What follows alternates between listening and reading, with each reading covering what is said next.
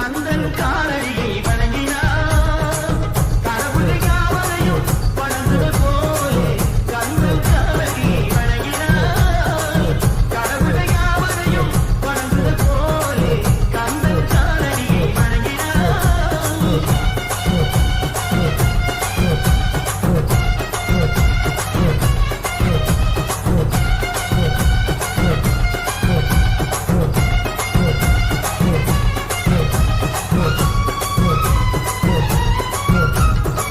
தந்தை பரவனுக்கு சிவகுருநாதன் தாயார் பார்வதியை சக்திதானே வேலன் சிவசக்திதானே வேலன்